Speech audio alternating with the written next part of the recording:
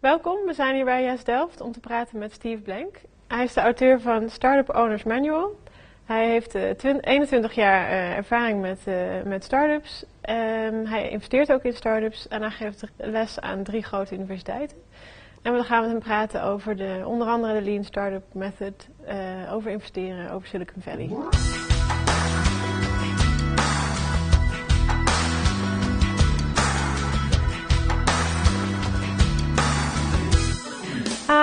So you teach startups to get out of the building. Why is that? Well, what's interesting is, there are no facts inside the building.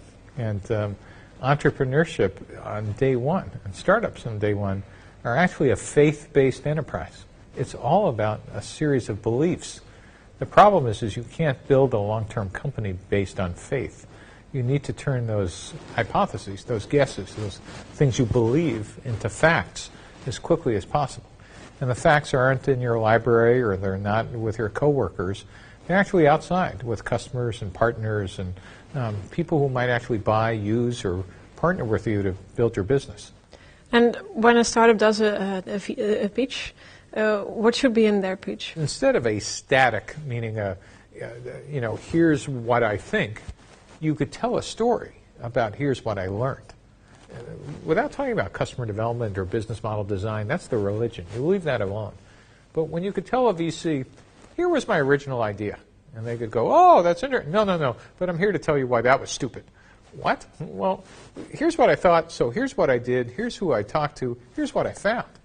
Oh, that's kind of interesting. Yeah, but that was a stupid idea too. Let me tell you, then what happened? And so, in fact, it's more of a little narrative story. Now, it doesn't mean you're going to succeed, but imagine you got the story down into a 15-minute journey and finally said, and I'm here now because I think I have finally found a repeatable and scalable business model from this journey. Boy, how do you argue with that, right? Well, we're not talking about the founder's opinion. We're not talking about, his vision. It's still part of the vision.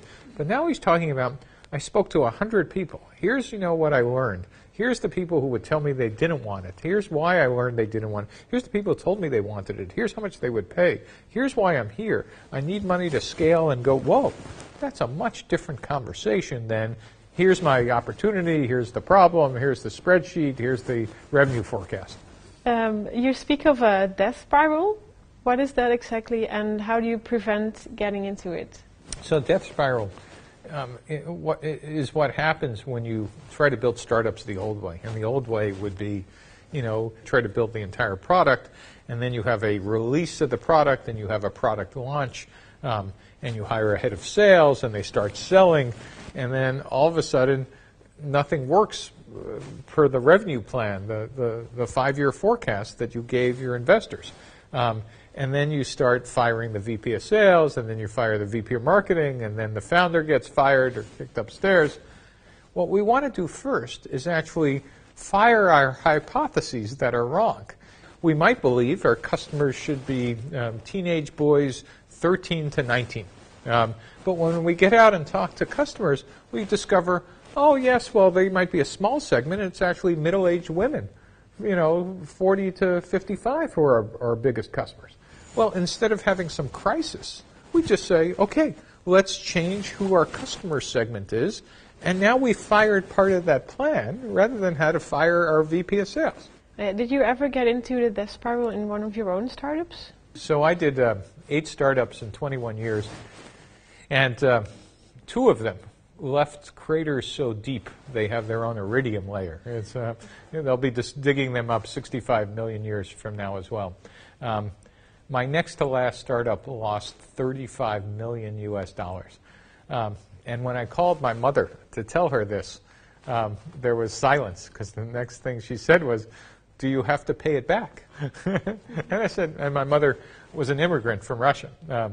And I said, no, Mom. In fact, I'm calling you to tell you that not only did I lose $35 million, but 2 VCs want to give me another $12 million to do my next one.